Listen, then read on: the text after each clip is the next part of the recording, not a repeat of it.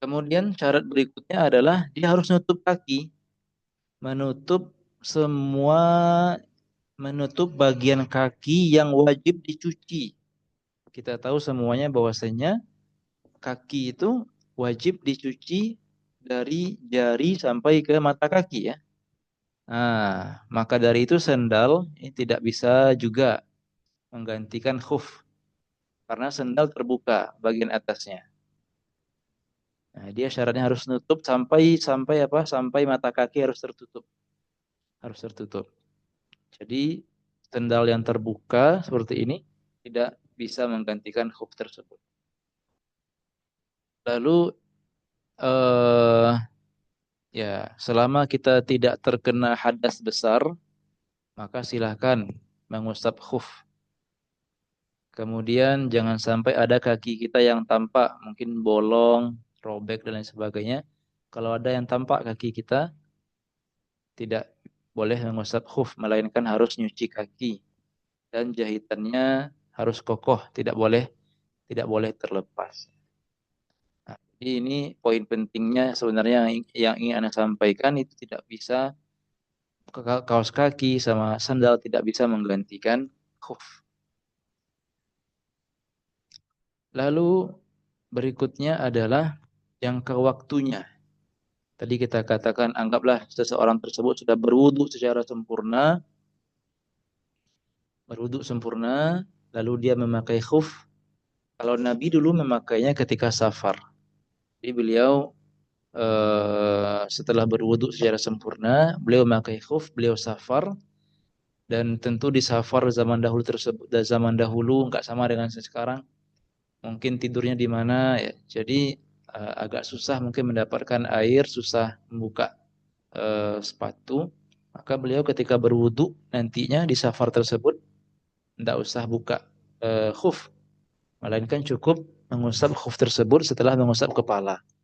Berapa lama kita boleh mengusap? Bagi kita yang bermukim, yang bertempat tinggal, yang tidak safar, maka sehari semalam waktunya. Sehari semalam.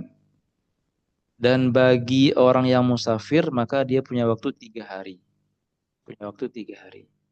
Nah, pertanyaannya adalah waktu jangka waktunya ini dimulainya kapan?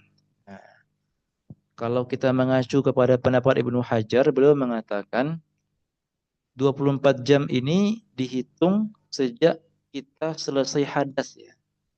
Jadi misalnya nih, misalnya eh, habis Isya, untuk sholat Isya kita masih berwudu secara sempurna. Lalu setelah Isya kita pulang ke rumah, kita memakai khuf. Anggaplah kita mau coba-coba gitu sunnah yang ini. Isya kita pulang ke rumah pakai khuf. Pakai terus, pakai terus. Nah, jam 9 kita tidur. Kita tidur. Jam 3 subuh kita bangun. Nah, sejak sejak kita bangun tidur itulah waktu 24 jam itu dimulai. Jadi kalau mau sholat subuh, silahkan berwudu, cuci muka, tangan, usap kepala, usap khuf. Karena posisinya kita sekarang lagi pakai khuf ya, usap khufnya. Nanti kalau mau sholat duha begitu lagi, usap kepala, usap khuf. Zuhur juga begitu. Anggaplah kita mau coba nih sehari semalam pakai khuf. Zuhur juga begitu. Asar juga begitu. Silakan berwudu, mengusap khuf. Maghrib, Isya sampai nanti jam 3 lagi. Nah, itu maksudnya. Jangka waktu mengusap khuf bagi orang yang mukim. Adapun orang yang musafir maka mereka punya waktu 3 hari 3 malam. Ketika waktu sudah berakhir, jam 3 subuh tadi ya, berakhir waktunya. Dan kita masih ada wudhu. Contohnya jam 2 kita bangun, mau tahajud. Lalu kita berwudhu, cuci wajah, cuci tangan, usap kepala, usap khuf, kita sholat tahajud. Allahu Akbar. Jam 3 berakhir jangka waktunya dan wudhu kita masih ada, nggak batal wudhu kita. Tetapi karena jangka waktunya sudah berakhir, maka nanti ketika kita mau sholat subuh itu tidak boleh sholat subuh dulu sampai kita lepas khuf kita dan cuci kaki. Nah, jadi caranya kalau sudah berakhir waktunya dan kita masih ada wudhu, belum batal wudhu kita, dan kita mau sholat, lepas dulu khufnya, cuci kaki dulu, baru kita sholat. Nah ini pembatalnya tiga hal ini. Kira-kira sampai di sini, sementara ini pembahasan khuf, ada pertanyaan dari peserta? Silahkan. Belum ada ya, karena mungkin jarang kita temukan ini ya. Tapi seandainya nanti teman-teman melihat ini ya, dan berkesempatan memakai ini, maka ini aturannya. Baik. Lalu pembahasan kedua sebagai tambahan dari materi kita kemarin adalah, kemarin kita katakan bahwasanya di antara sebab mandi wajib adalah pada perempuan melahirkan ya, melahirkan. Atau nomor tiga ini, di antara sebab mandi wajib adalah mati ya, wafat. Ada pembahasan khusus mengenai janin, teman-teman semuanya. Janin yang keguguran. Janin yang keguguran. Apa hukumnya? Apakah wajib kita mandikan?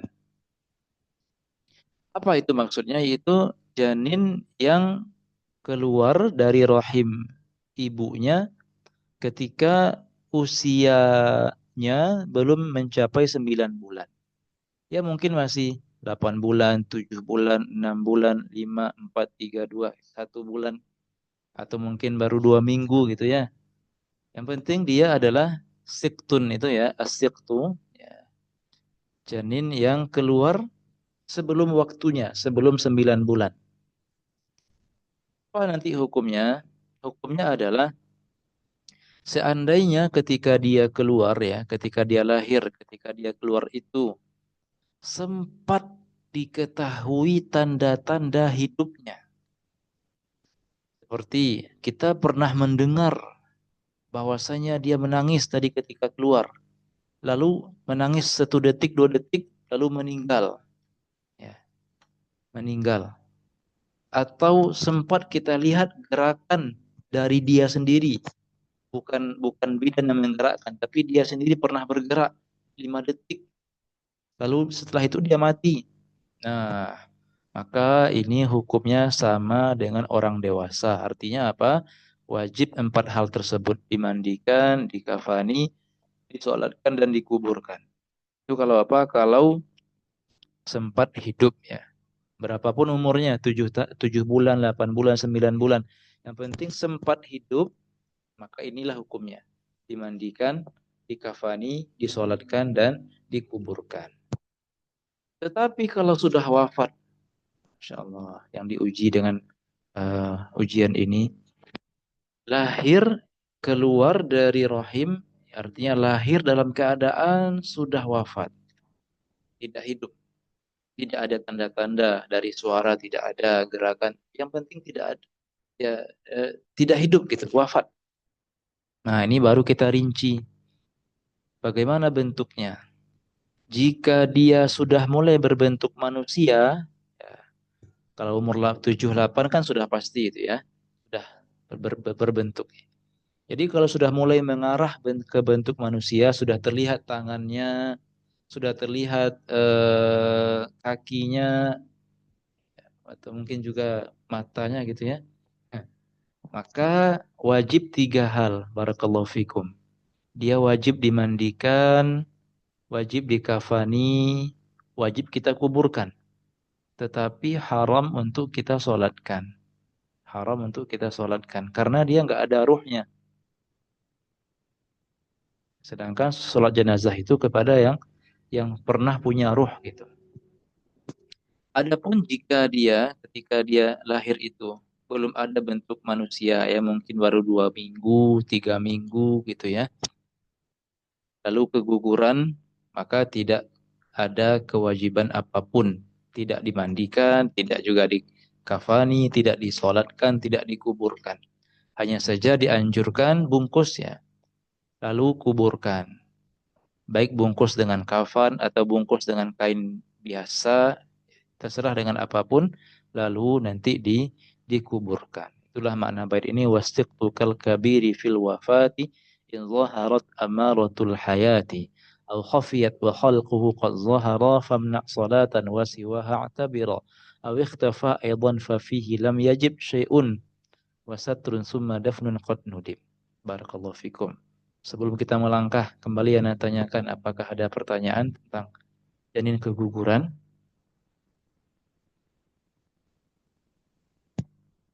Tentang janin keguguran belum ada ya? Tapi Ana pernah punya pengalaman ketika di Mesir, teman istrinya lahiran karena terlambat penanganannya dan kelamaan di dalam perut, dalam rahim, akhirnya meninggal. Jadi dia lahir dalam keadaan sudah meninggal. 9 bulan lebih. Tapi karena kita belum tahu hukumnya ketika itu kita lakukan semuanya. Kita dimandikan, dikafani, kita sholatkan. Nah, masih ingat pokoknya sebelum subuh kita dibangunkan oleh ketua asrama, kita bareng-bareng ke rumah sakit. Nah, karena belum tahu hukumnya, kita sholatkanlah di rumah sakit. Ternyata setelah belajar lagi, yang seperti itu tidak disolatkan. Karena dia belum sempat ada ruh ketika keluar dari rahim ibunya, belum ada tanda-tanda kehidupan. Taib. Nah, baru kita masuk pada materi pada malam hari ini, yaitu tentang yang haram kita lakukan ketika tidak dalam keadaan suci. Ya. Baik itu mungkin nanti keadaannya batal wudhu atau dalam keadaan perempuan sedang haid dan nifas.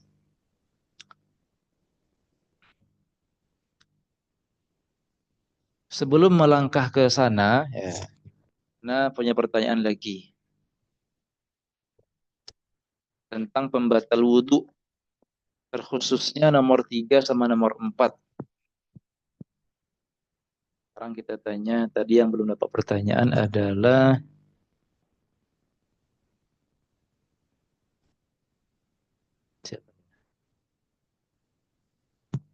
atau ada yang tunjuk tangan, mengajukan diri sebagai penjawab.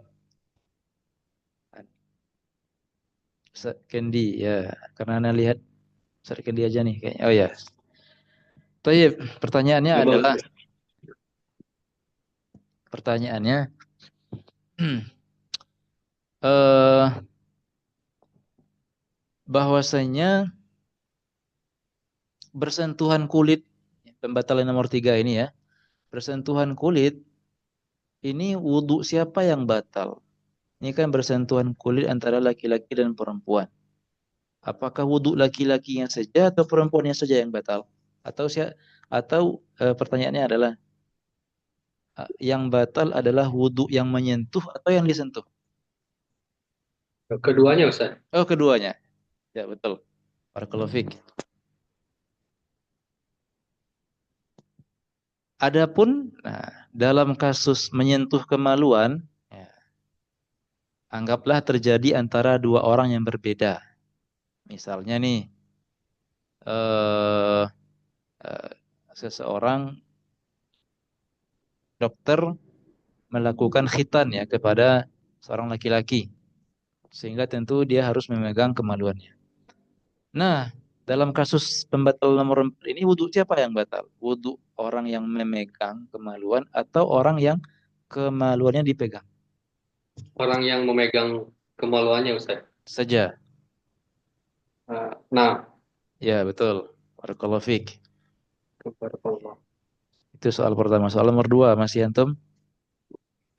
Nah, Ustaz. Eh, dua-dua, dua pertanyaan. Nanti kita pilih penjawab yang lainnya. Dalam kasus ini berarti batal dan disyaratkan terjadi antara dua jenis makhluk, begitu ya? Nah, betul. Antara jenis laki-laki dan perempuan. Betul. Dalam kasus ini, apakah disyaratkan perbedaan jenis? Yang nomor empat, Tidak disyaratkan. berarti bisa terjadi antara Ah, laki-laki dan laki-laki dan laki-laki. nah, itu. Barakallahu fiik, betul. Atau perempuan dengan perempuan, seperti contohnya kita apa namanya ibu mengistinja anaknya gitu, maka batal wudhu ibu yang menyentuh. Keren. Ustaz. Berikutnya ada lagi yang mau tunjuk tangan? Dua pertanyaan. Mengajukan diri. Anda cuma bisa lihat berapa orang? 6 orang.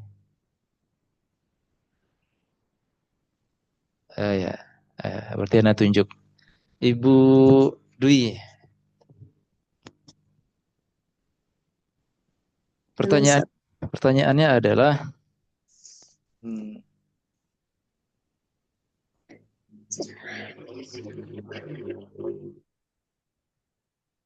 pembatal wudhu yang nomor 3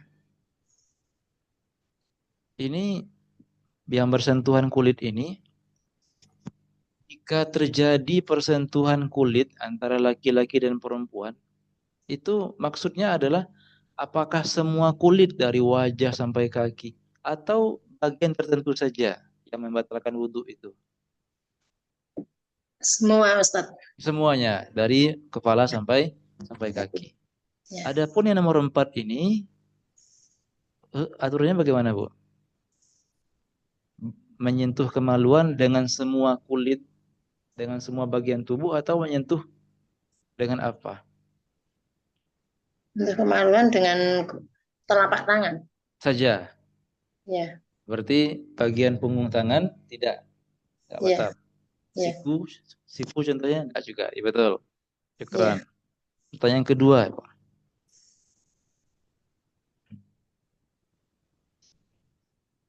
Eh, ini yang pembatal nomor 3 ini batal wudhu. Apakah ada batas umur tertentu? Batas usia tertentu? Atau pokoknya asal terjadi persentuhan kulit laki-laki dan perempuan berapapun usianya batal atau ada batasan tertentu? Yang sudah balik Ustaz. Nah, yang sudah dewasa ya. Adapun kalau satunya anak kecil, contohnya kita megang bayi, batal atau tidak? Tidak. Tidak. Tetapi yang nomor 4 ini, apakah ada batasan usia tertentu? Nomor 4 yang gimana tadi, Tat? Ya, memegang kemaluan. Contohnya terjadi antara dua orang contohnya. Orang ini memegang kemaluan orang lain. Ini syarat mereka adalah apakah mereka itu juga harus sama-sama dewasa atau bagaimana? Tidak Ustaz. Berarti Tidak. dari anak kecil pun juga sudah batal itu. Nah, ya betul. Barakallahu fikum. Syukran, Bu. Yaitu di antara perbedaan antara bersentuhan kulit dan memegang kemaluan. Sebenarnya ada 8 ya, ada 8 perbedaan. Itu 4 itu tadi di antara yang masyhurnya.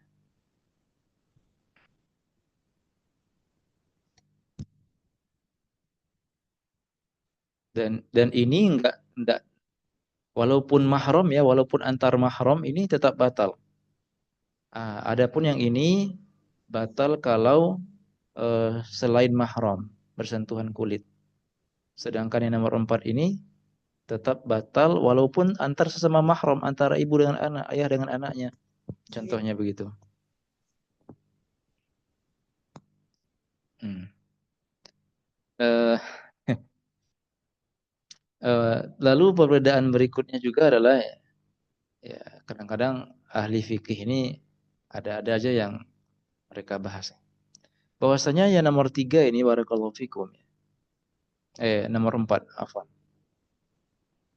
Menyentuh kemaluan orang ya, yang sudah terpotong. Anggaplah ada potongan kemaluan, ya, ada yang terpotong. Terus disentuh. Ada kemaluan laki-laki yang terpotong dan disentuh oleh perempuan. Maka itu batal wudu perempuan. Adapun yang nomor tiga ini ya, seandainya eh, ada potongan tangan perempuan, contohnya begitu ya. Ada potongan tangan perempuan ya. Ada contohnya kasus mutilasi gitu. Terus dipegang oleh laki-laki, maka ini tidak membatalkan wudhu laki-laki tersebut. Baik, barakallahu fikum. Kita masuk ke pembahasan berikutnya, yakninya hal-hal apa saja yang haram kita lakukan kalau kita sedang berhadas, baik hadas kecil maupun hadas besar. Bagi orang yang sedang hadas kecil, artinya wudhunya batal, maka haram melakukan 4 hal ini. Pertama, haram melakukan sholat tanpa wudhu, haram melakukan tawaf tanpa wudhu. Nah, ini konsekuensi tidak sahnya wudhu itu berarti tidak sah juga tawafnya kita. Lalu tidak sah dan tidak boleh juga menyentuh mushaf serta membawa mushaf. Menyentuh itu ya sekadar menyentuh begini. Adapun membawa, maka memegang, mengangkat, tidak usah berjalan, tetapi kita angkat ini saja sudah dinamakan memegang, membawa ini. Hamil. Jadi maksud membawa itu adalah memegang dalam waktu yang lama. Walaupun kita nggak berjalan. Adapun yang dimaksud dengan mas itu nyentuh saja, tentu nah, tanpa kita angkat, tanpa kita bawa. Maka ini haram ketika kita sedang tidak berwudu. Yang mana ini semua mazhab kita melandaskannya kepada apa? Kepada mentakzim serta mengagungkan Al-Quran Al-Karim. Lalu ada pembahasan pengecualian, yaitu mushaf yang ada tafsirnya, seperti tafsir Ibnu Katsir ataupun tafsir yang lainnya, bahkan juga tafsir Jalalain ya, yang hampir sama itu diperbolehkan. Karena ada yang pernah ngitung jumlah huruf tafsir Jalalain itu dibandingkan huruf Quran, lebih banyak jumlah huruf di tafsir Jalalain. Sebanyak 2 huruf. Jadi jumlah huruf tafsir Jalalain lebih banyak 2 huruf dibandingkan huruf-huruf Quran. Nah, yang mana kaidah mengatakan selama huruf tafsir lebih banyak daripada huruf Al-Quran, maka diperbolehkan untuk menyentuh dan membawa mushaf tersebut. Begitu juga wallahu a'lam ya, tentang terjemahan. Tentang terjemahan yang seandainya jumlah huruf terjemahan itu lebih banyak dibandingkan huruf Qur'annya, maka diperbolehkan juga memegang dan membawa mushaf tersebut. Jadi harus wudhu dulu kok. Jadi bisa kita katakan 4 hal ini atau berwudhu hukumnya wajib sebelum melakukan 4 hal ini. Kalau yang sedang junub itu maknanya adalah orang atau status seseorang setelah berhubungan suami istri, atau status seseorang setelah keluar mani, dinamakan junub. Haram atasnya melakukan 6 hal. 4 hal diantaranya sama dengan yang haram ketika tidak ada wudhu. Sholat tidak boleh, tawaf, menyentuh mushaf, membawa mushaf. Tambahannya adalah tidak boleh i'tikaf, tidak boleh menetap dan berdiam diri dalam masjid. Jadi nggak boleh i'tikaf. Nanti kalau ada kita yang i'tikaf, tidur di masjid, terus tiba-tiba mimpi basah, itu kita harus segera mandi, harus segera keluar masjid. Karena Nabi bersabda, la inilah uhillu al-masjida li haidin wala junubin. Sesungguhnya saya tidak menghalalkan masjid untuk perempuan haid dan orang yang sedang junub. Dan tidak boleh juga membaca Al-Quran. Dan hal yang haram karena haid ada 10. Maka dari itulah para teman-teman semuanya, sebagian ulama membagi hadas ke 3 macam. Ada hadas kecil.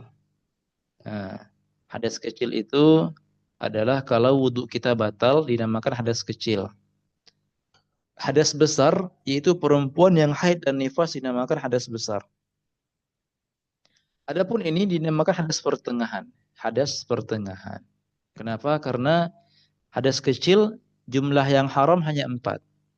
Hadas besar yang haramnya banyak sampai 10 sampai 11 nanti. Sedangkan pertengahan yang haram cuma 6 saja. Tetapi umumnya mereka membagi hadas kedua saja ya, kecil dan besar. 10 yang haram ketika haid, 6 diantaranya sama dengan yang haram ketika junub. Tidak boleh sholat ketika haid, tidak boleh tawaf ketika haid. Diantara solusinya adalah seandainya kita umroh, seandainya perempuan umroh tiba-tiba datang haidnya, maka mengikuti mazhab Imam Abu Hanifah diperbolehkan tawaf walaupun tidak dalam keadaan suci, tetapi harus bayar denda. Entah 3.000, lupa berapa, persisnya berapa, tapi itu syaratnya kata beliau 3.000 rial maksudnya. Berarti berapa juta? 3 juta. Ana lupa. Menurut beliau silakan tawaf walaupun haid, tetapi harus membayar denda. Nyentuh mushaf selama haid tidak boleh, bawa mushaf juga tidak, menetap di masjid, jadi tidak boleh i'tikaf ketika haid.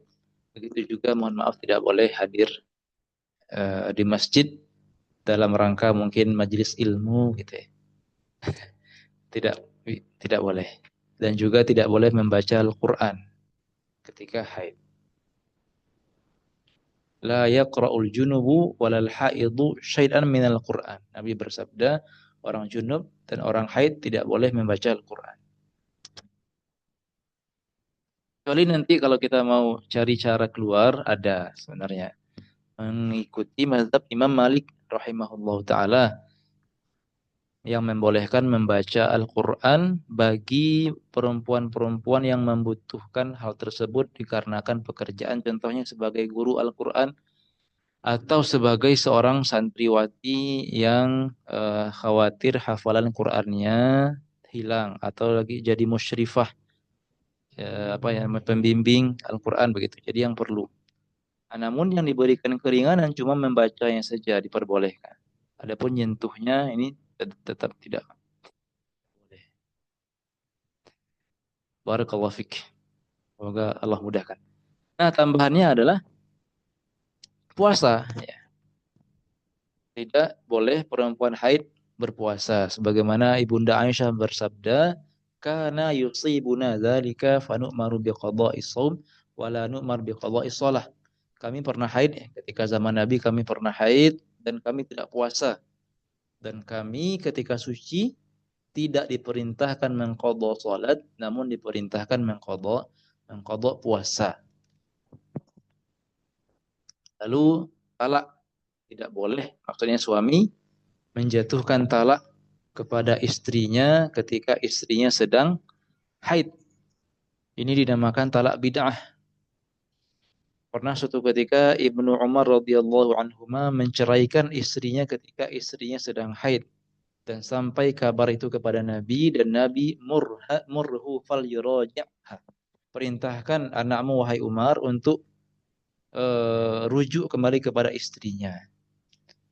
Ini tidak diperbolehkan atau haram bagi suami menceraikan istrinya ketika haid. Tetapi seandainya tetap dia ceraikan, apakah jatuh? Apakah berlaku talak cerainya?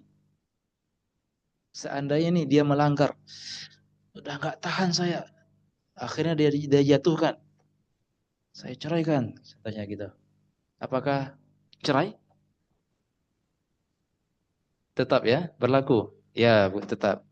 Jadi dia walaupun dia haram, dan seandainya suami melakukannya juga ketika istri sedang haid, menceraikan istrinya, itu talaknya jatuh atau talaknya berlaku. Nah, karena eh, ada kalanya suatu hal itu dia hukumnya haram, tetapi dia sah. Gitu ya.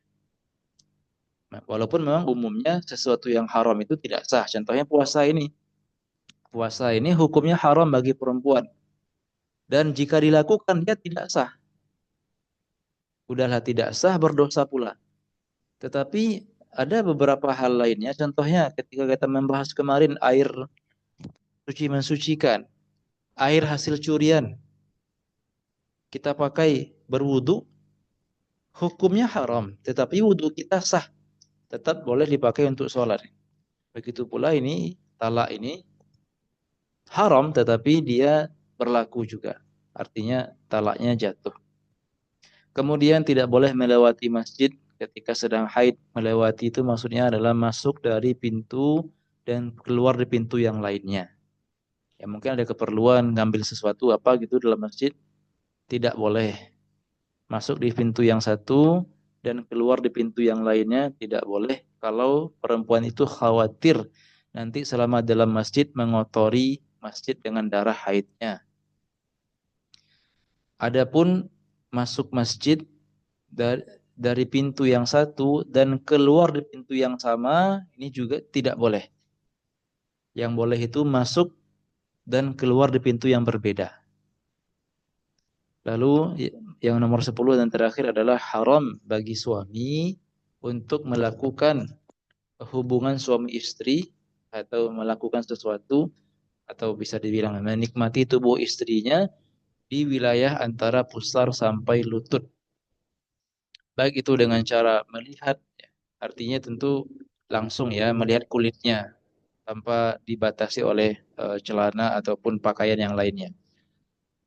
Jadi haram atas suami menikmati tubuh istrinya antara pusar sampai lutut, baik menikmati dengan cara memegang ataupun dengan cara melihat.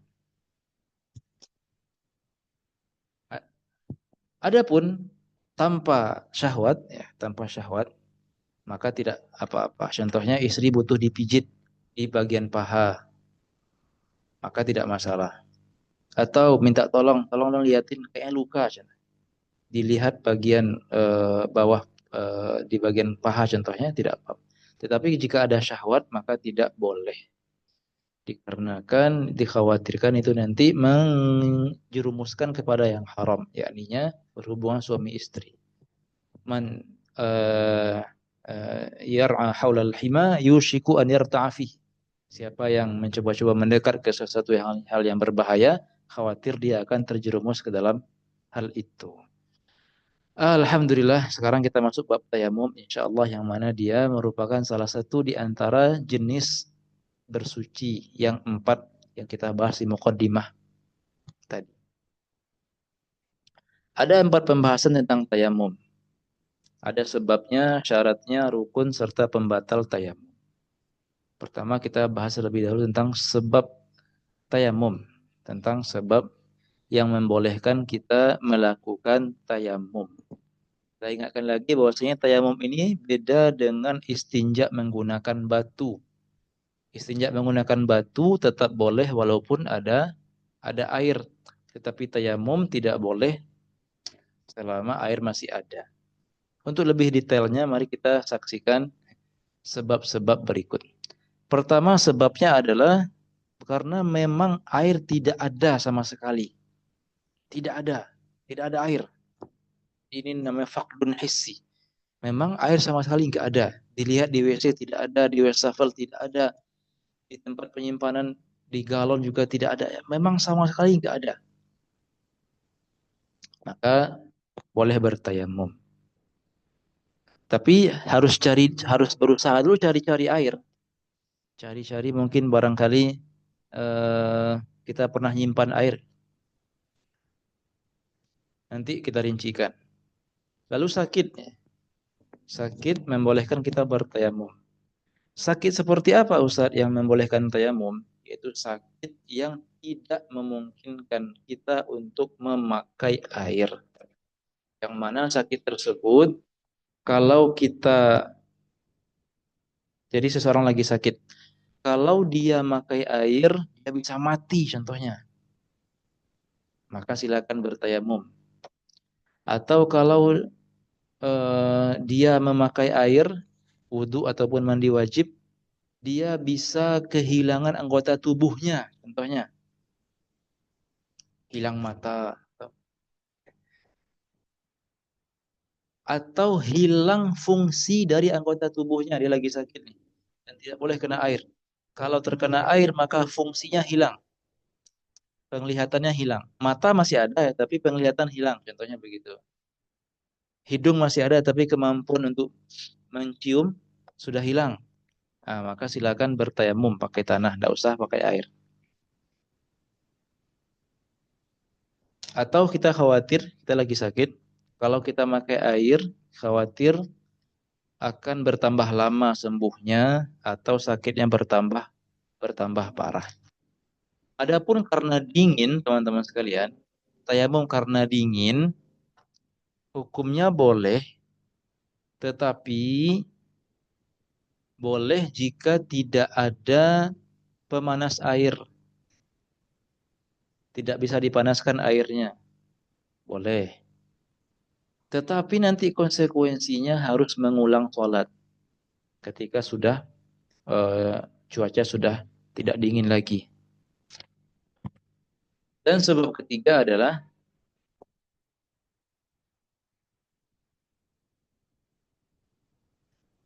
sebab yang ketiga adalah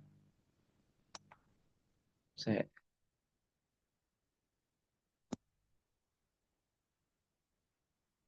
sebab yang ketiga ini cara hilangnya. Oh, iya. Sebab yang ketiga adalah ini penting juga ini. Tetapi kayaknya sebab ketiga ini jarang terjadi. Air ada, oke? Air ada nih. Kita mau wudhu, kita mau berwudhu, ada air, alhamdulillah.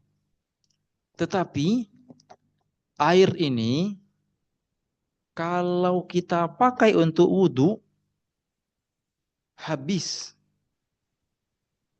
dan tidak ada air lain. Sedangkan kita sendiri lagi butuh juga kepada air ini untuk minum. Jadi ada dua pilihan, ada air. Airnya pas-pasan. Dan kita dihadapkan pada dua keadaan.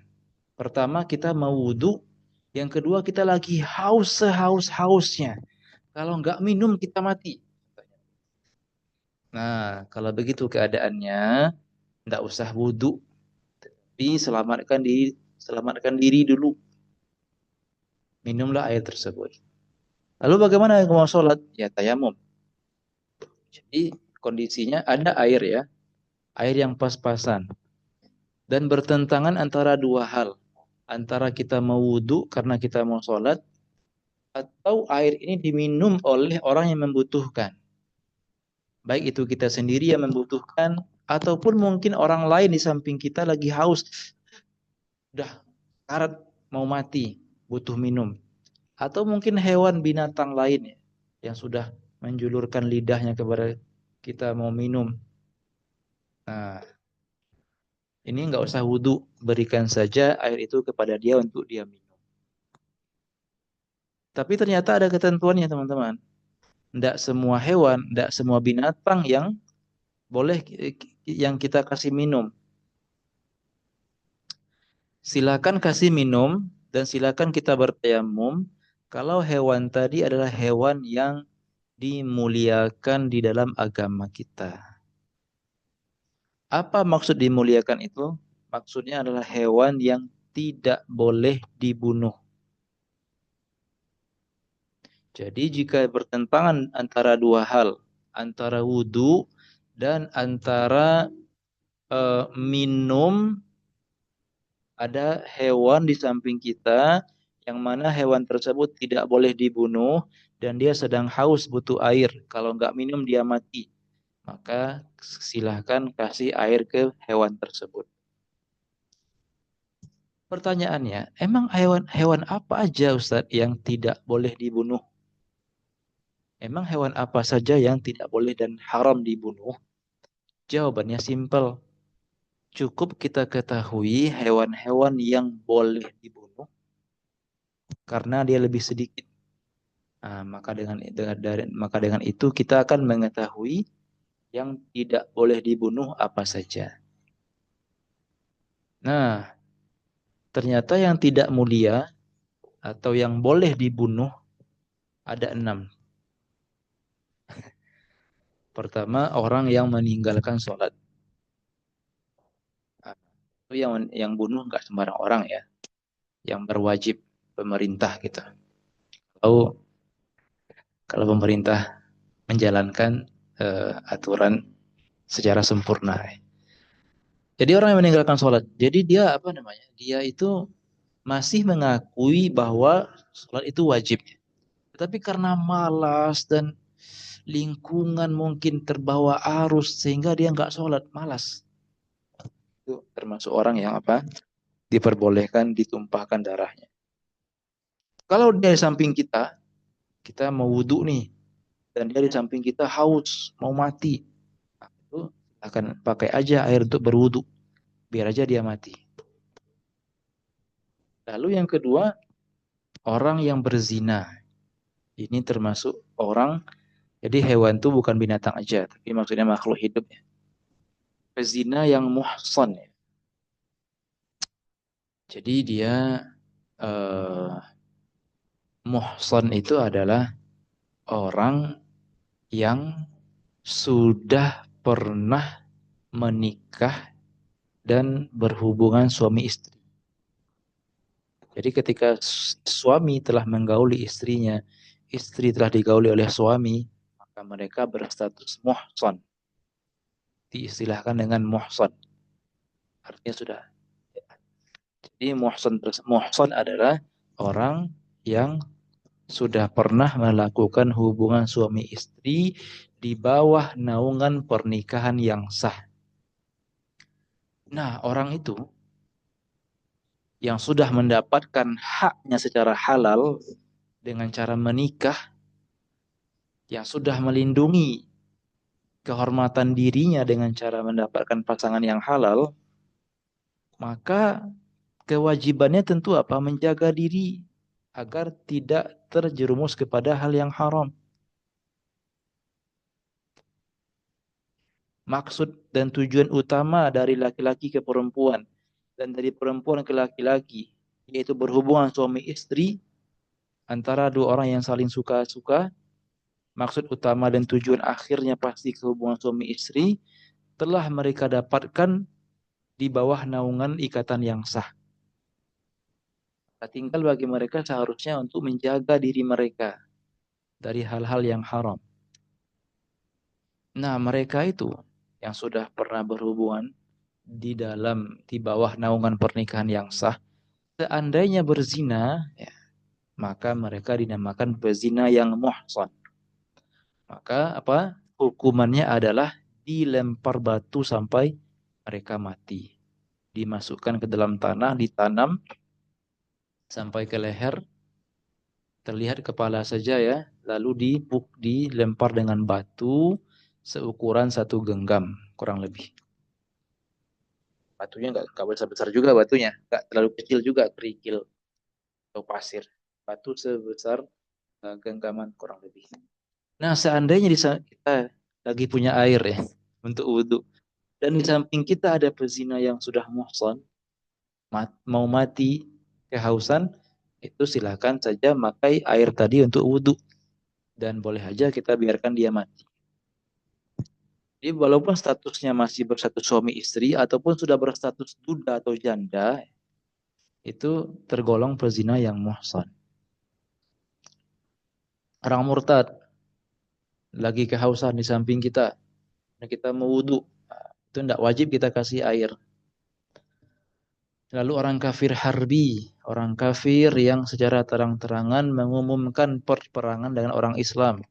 Kalau dia di samping kita butuh air, tidak usah dikasih. Lalu mohon maaf anjing galak yang suka gigit. Ini kalau dia butuh air dan kita juga mau wudu itu tidak wajib kita memberinya air minum. Dan terakhir adalah babi. Nah, anjing itu terbagi tiga teman-teman sekalian. Ada anjing galak, ada anjing yang tidak galak, anjing yang penurut, anjing jinak ya. Nah, anjing jinak ini dia najis, tetap najis dia. Tetapi kita tidak boleh membunuhnya, haram membunuhnya. Seakan-akan apa teman-teman? Seakan-akan ada isyarat ya bahwasanya kalau orang yang nggak sholat lebih mulia anjing jinak daripada dia ya. Dari segi apa? Orang anjing jinak tadi nggak boleh dibunuh, haram dibunuh. Sedangkan orang walaupun dia berstatus manusia, ketika dia meninggalkan sholat maka agak di bawah derajatnya dibandingkan anjing yang jinak. Wal'iyazubillah. Taib. Kalau kita sudah tahu sebab tayamum, mungkin kan karena nggak ada air ya, karena sakit, karena dan lain sebagainya. Maka berikutnya syaratnya lagi, syarat tayamum. Taib. Ya.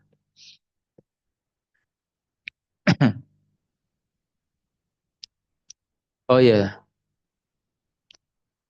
mencari air itu gimana ya? Ada tiga keadaan sebenarnya. Kalau kita sudah yakin nggak ada air, di mana-mana nggak ada air, di rumah kita nggak ada air, di WC, wastafel, kamar mandi kita, kamar mandi anak, kamar mandi siapa nggak ada air. Lalu kayaknya di masjid juga nggak ada air nih. Di sekitar di tetangga juga mati airnya, kira-kira begitu. Maka langsung berwudu saja. Tapi kalau kita masih ya masih meyakini atau mengira, bahkan mengira, masih dugaan nih, masih dugaan sekitar 50%, 60%, 70% kita punya dugaan dan prasangka ada air di sekitar kita. Oh, kayaknya di pojok rumah, di keran pojok rumah ada air nih. Atau contohnya di tetangga ada air kayaknya. Itu wajib kita minta ke tetangga. Tanya ke tetangga. Nah, artinya cari dulu air sebelum tayamum. Sebelum bertayamum cari dulu airnya. Kalau kita punya prasangka air itu ada di sekitar kita. Sampai kapan? Sampai kurang lebih radius 150 meter ya. Nah, ini rumah kita, ya, radius 150 meter itu harus kita bertanya ke sana. Tanya tetangga, cari ke masjid, cari ke sungai, dan segala macam. Itu kalau apa? Kalau kita punya prasangka dan perkiraan bahwa ada air. Adapun kalau kita eh, mau tayamum ya, kita ngira apa namanya? Di suatu tempat air nggak ada, tapi kita yakin di tempat lain pasti ada air. Nah, ini agak tinggi derajatnya daripada yang ini, Bapak Ibu. Ini cuma mungkin sekitar maksimal 99%. Ya. Sedangkan ini 100% kita yakin bahwa di sekitar kita ada air. Nah, selama punya keyakinan, silahkan dan wajib dicari radius 150 itu wajib dan wajib mencari air Bapak Ibu sampai 4,5 kilo. Nah, pakai motor carilah 104 kilo ke sini, 4 kilo, 4 kilo, 4 kilo. Untuk nyari air. Itu kalau kita yakin bahwa pasti ada air nih sekitar sini gitu. Adapun kalau dia kita punya keyakinan bahwasanya air itu akan kita dapatkan di jarak 10 kilo, itu tidak tidak wajib mencari air ke sana. Ini sebatas penjelasan tambahan saja.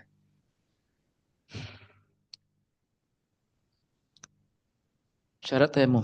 Afwan, ana izin ambil air minum dulu.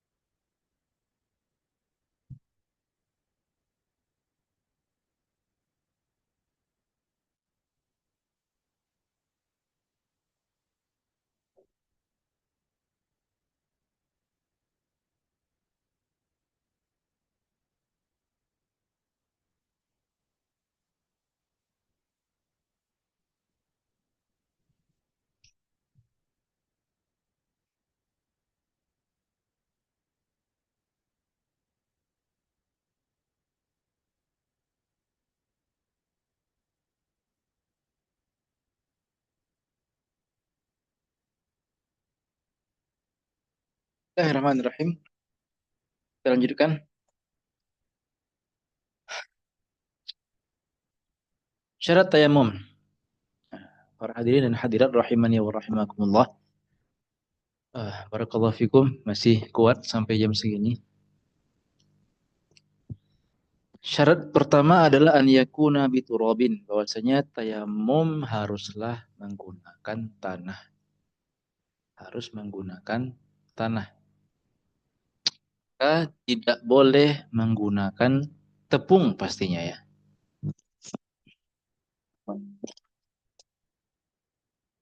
Dan pakai debu kira-kira bagaimana? Jadi harus tanah yang di atas bumi itu.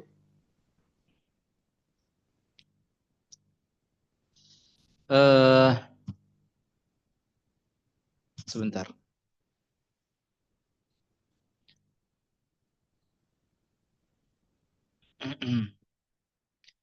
Pendapat mazhab Imam Asy-Syafi'i rahimahullah taala, tayamum itu harus menggunakan tanah. Oke. Menggunakan tanah. Tidak bisa contohnya tembok di dinding kita tempelkan tangan, atau di kaca mobil lagi di atas bus, atau mungkin juga di kursi di atas pesawat, itu kan nggak ada tanahnya, maka tidak bisa dipakai untuk tayamum. Makanya di antara solusi dari mazhab Syafi'i, kalau kita bepergian naik kendaraan itu bawa tanah bersama kita. Mungkin bawa ambil 1 sendok tanah, bungkus pakai plastik, pakai tisu. Nanti di kendaraan kalau nggak ada air, silakan pakai tanah. Ini mazhab Imam Syafi'i, harus pakai tanah. Namun mazhab dan juga mazhab Hanbali.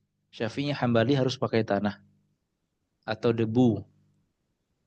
Debu yang bersumber dari tanah, bukan debu dari kayu, bukan ya. Jadi harus pakai tanah atau debu. Lihat pendapat berikutnya. Pendapat mazhab Maliki dan mazhab Hanafi itu boleh bertayamum dengan apa saja yang ada di permukaan bumi selama mengandung unsur tanah dan bumi. Seperti permukaan batu, ya, di pantai atau di mana ada batu, silahkan bertayamum dari situ. Mazhab Syafi'i tidak bisa, karena itu bukan tanah. Tapi mazhab Hanafi sama Maliki membolehkan, karena ada unsur tanah, ada unsur bumi ya di sana. Kerikil juga, pasir juga boleh digunakan untuk tayamum, dan tembok karena di sini juga ada unsur tanah, unsur buminya. Semen dicampur tanah dan seterusnya diperbolehkan. Meskipun tidak ada debu yang menempel. Sehingga hatta walaupun menurut pendapat Maliki sama Hanafi itu tetap tidak bisa bertayamum dari kabin ataupun kursi pesawat ataupun kursi bus. Dikarenakan kursi tidak ada unsur bumi di sana. Jadi ini sedikit perbedaan pendapat antara mazhab yang 4. Syafi'i, Hanbali harus pakai tanah, tidak bisa pakai tembok, tidak bisa pakai batu tadi. Tetapi Hanafi sama Maliki membolehkan selama benda tersebut benda yang ada unsur buminya, baik itu dia tanah, baik itu dia olahan tanah lainnya, tanah liat, batu bata, kemudian tembok, kemudian batu. Dan mereka sepakat menurut pendapat yang tadi ya, tidak bisa menggunakan kursi, mengambil yang dari kursi yang di depan kita. Wallahu a'lam. Taib. Kemudian syarat tanahnya teman-teman, tanahnya harus yang suci, tidak boleh tanah yang najis, dan tanahnya bukan tanah bekas. Apa itu tanah bekas? Tanah bekas adalah tanah yang sudah dijadikan untuk bertayamum, tanah yang menempel di wajah. Contohnya ana bertayamum. Nah, sisa tanah yang di wajah ini namanya tanah bekas. Atau ana bertayamum. Lalu tanah tadi, debu tadi berjatuhan. Nah, itu yang berjatuhan dinamakan tanah bekas.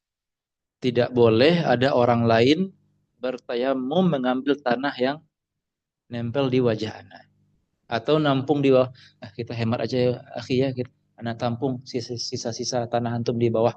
Tidak bisa. Karena dia sudah bekas.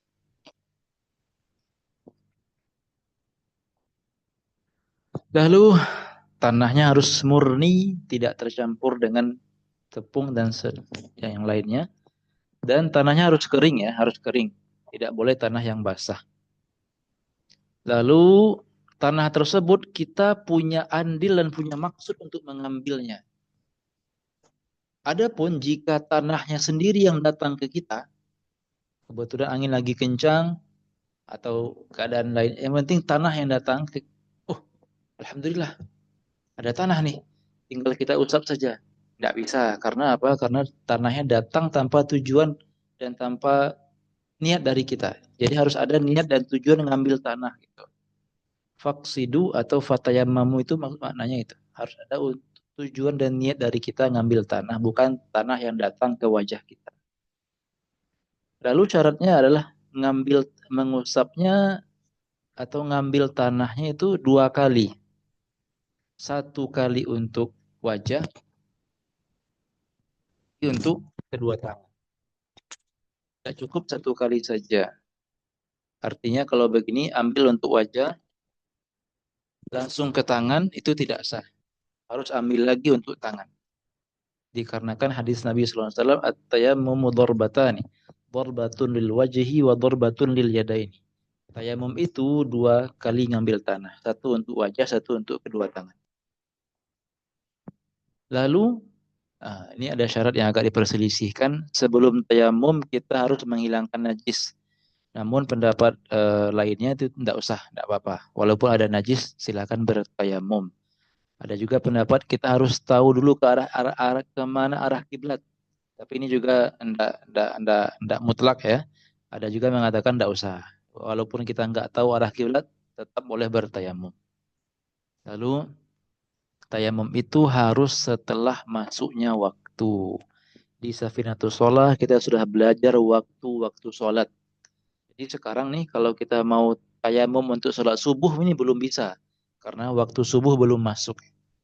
Jadi harus setelah masuknya waktu dan terakhir kita harus mengulang tayamum setiap kali kita mau sholat yang fardu ain. Jadi teman-teman, bapak ibu yang mau menjamak sholat dengan bersuci pakai tayamum, jamak zuhur sama asar contohnya, itu harus mengulang tayamumnya. Setelah zuhur, jadi tayamum, zuhur, setelah zuhur harus mengulang tayamum baru kita sholat asar. Nah, setiap sholat yang ibadah yang fardu ain harus diperbaharui tayamumnya. Rukunnya ada 5, mengambil tanah, lalu niat mengusap wajah seluruhnya, sama batasnya dengan batas wudhu ya, dari tempat tumbuh rambut sampai dagu, dari telinga sampai telinga, mengusap. Nah, ini diantara apa namanya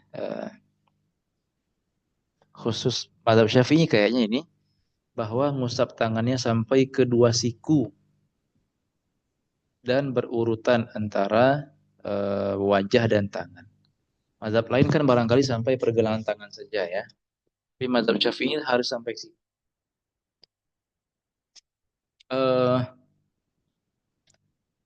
Tata caranya adalah ambil tanah, lalu kalau tanahnya masih banyak mungkin bisa kita tiup atau dengan begini. Lalu kan semua tanah harus sampai semua wajah harus terkena, sampai juga bagian yang dekat mata juga harus terkena tanah. Lalu ambil lagi tanahnya. Nah, ada tata cara yang dianjurkan begini. Mulai dari tangan kanan. Ketika sampai siku kita putar.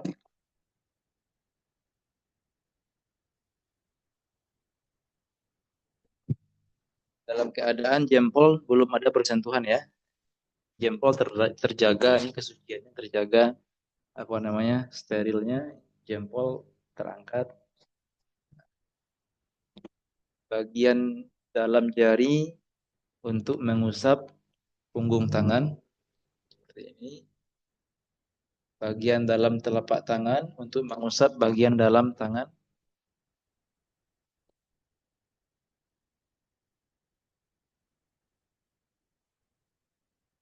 Nah, baru deh jempol ketemu jempol. Kita perhatikan ini nggak terganggu tadi. Telapak tangan kanan nggak terganggu sama sekali. Karena ulangi.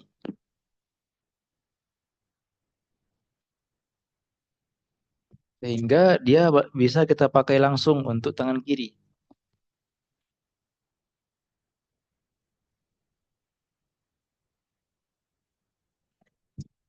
Nah, itu tata cara yang dianjurkan.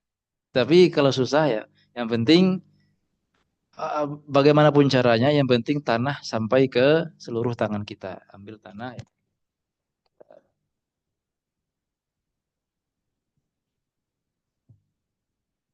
Walaupun begitu, digosok-gosok seperti ini, tetap tidak apa-apa ya. Ya, yang penting jangan angkat tangan dulu. Maksudnya begini, ketika kita mau gosok silakan. Jangan angkat dulu sampai selesai jangan ya. Kalau diangkat, itu harus ambil tanah lagi.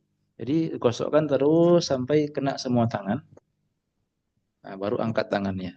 gosokkan terus. Kalau kalau kalau kita baru menggosok punggung, terus terangkat tangannya, terus ambil lagi tanahnya. Jadi intinya adalah kita usahakan tanah itu mengenai seluruh seluruh tangan sampai siku. Sedangkan pembatalnya adalah pertama, semua yang membatalkan wudhu itu membatalkan tayamum. Menyentuh persentuhan kulit, menyentuh kemaluan, kemudian tidur, kemudian kencing, BAB, itu membatalkan tayamum. Lalu murtad membatalkan tayamum. Sedangkan wudhu itu tidak batal karena murtad. Jadi kalau ada orang habis wudhu, dia murtad 2 menit, terus login lagi masuk Islam, itu wudhunya nggak batal. Lama tidak kentut tadi, tidak. Jadi dia murtad sebentar, terus masuk Islam lagi, itu wudhunya tidak batal. Tetapi orang yang tayamum, kalau dia murtad 1 menit, terus masuk Islam lagi, syahadat lagi, itu wudhunya batal. Karena tayamum itu toharoh yang lemah, sedangkan wudhu itu toharoh yang kuat. Ya. Dan bagi orang yang bertayamum karena tidak ada air, sudah kita cari air, nggak ada air di mana-mana, tayamum otomatis akan batal karena datangnya air ya. Karena adanya air, hujan dan segala macam, itu tayamum kita otomatis. Dan bahkan di sini dikatakan apa? Ketika kita mengira saja, yang mana kemungkinan ada air itu masih 50%, kita mendengar ada air di kejauhan, itu sudah batal tayamum kita. Apalagi kalau sudah ada air secara nyata, datang hujan, teman kita bawa air, maka itu membatalkan tayamum. Insyaallah besok kita masuk pembahasan najis. Kesimpulannya pada malam hari ini alhamdulillah kita sudah pertama murojaah pertemuan sebelumnya dengan pertambahan tadi ada materi tentang khuf, ada juga tadi materi tentang janin yang keguguran, lalu kita tadi masuk kepada hal yang haram ketika hadas, baik ketika hadas kecil, hadas besar, hadas pertengahan, sudah kita ketahui yang haram apa saja, dan kita selesaikan pada malam hari ini bab tentang tayamum. Mulai dari sebab tayamum ada 3, lalu syarat tayamum ada 10, rukun tayamum ada 5, dan pembatal tayamum ada 3. Barakallahu fikum. Jika ada yang ingin ditanyakan, silahkan.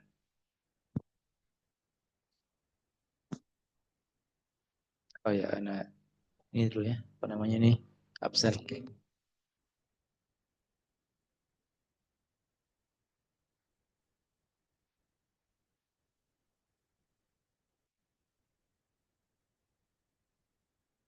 Siap. Ustaz ini silakan. Dah, karena screenshot. Barangkali ada yang mau meninggalkan ruangan dulu, dipersilahkan. Tafadhal Ustaz Kendi. Afwan Ustaz, izin bertanya terkait larangan untuk wanita yang haid itu kan membaca Al-Quran. Even itu dari hafalannya sendiri ya Ustaz. Kemudian yang kedua, ada 2 Ustaz. Kemudian yang kedua terkait sebab tayamum, ada sakit. Bagaimana kalau misalkan kondisinya itu kayak seperti kita menyadari apabila kena air diri kita itu akan sakit Ustaz. Apakah boleh bertayamum? Jazakallahu khair Ustaz. Iya, Kak. Ya, memang walaupun dari hafalnya sendiri tidak diperbolehkan ketika haid. Tetapi tadi ketika ada keperluan, dia khawatir itu hilang hafalannya, maka diperbolehkan. Karena haid itu beda dengan junub. Junub itu kita bisa menentukan sendiri kapan kita selesaikan. Artinya kita bisa menentukan kapan kita mau mandi wajib, kapan kita mau akhiri hadas junub itu. Tetapi haid itu murni dari Allah Subhanahu wa taala, kita nggak tahu kapan berakhir secara pastinya. Kadang sesuai kebiasaan, kadang tidak gitu. Maka kata Nabi, inna haidotaki laysat biyadiki. Haid anti tidak pada tangan anti, kata Nabi. Tidak tidak tidak atas dasar kuasa anti. Beda dengan mandi wajib, kita bisa mandi wajib jam berapa aja. Jadi artinya bisa kita tentukan kapan akan kita akhiri hadas besar tadi. Hadas apa namanya? Janabah, junub tadi. Beda dengan haid. Maka mereka diberikan keringanan. Kalau mereka memang punya hajat kepada itu. Sakit kita tahu kalau kita pakai air, apakah sakitnya tersebut berbahaya sehingga akan mengakibatkan kematian? Tidak Ustaz, mungkin kayak demam aja gitu. Kalau kena air, oh demam gitu, flu gitu. Tidak sampai jadi kematian Ustaz. Kematian tidak. Hilangnya fungsi anggota badan? Tidak Hilang. juga. Tidak juga. Jadi kayak Mungkin praduga aja Ustaz. praduga. Eh, Khawatir sakit bertambah parah?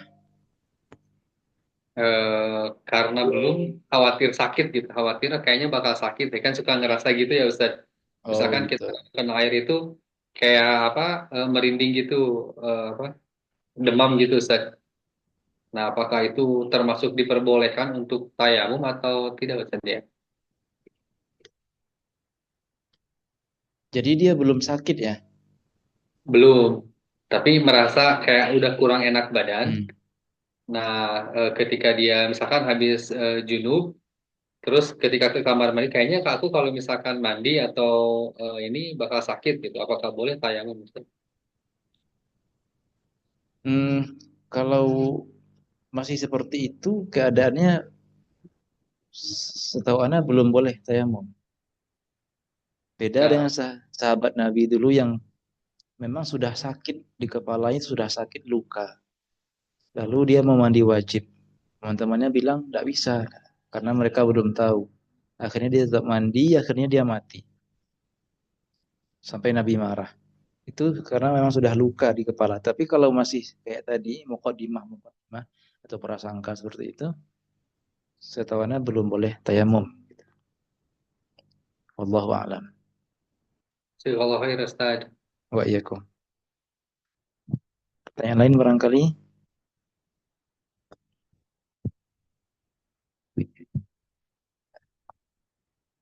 Tidak ada kayaknya. Nah, jangan lupa malam Jumat perbanyak doa, perbanyak sholawat. Jangan lupa baca surah Al-Kahf. Jazakumullah khairan. Barakallahu fikum. Subhanakallahumma bihamdika. Asyhadu an la ilaha illa anta. Astaghfiruka wa atubu ilaik. Assalamualaikum warahmatullahi wabarakatuh. Waalaikumsalam Waalaikumsalam warahmatullahi warahmatullahi wabarakatuh. wabarakatuh. Jazakallahu khairan Ustaz. Ustaz. Wa iyyakum.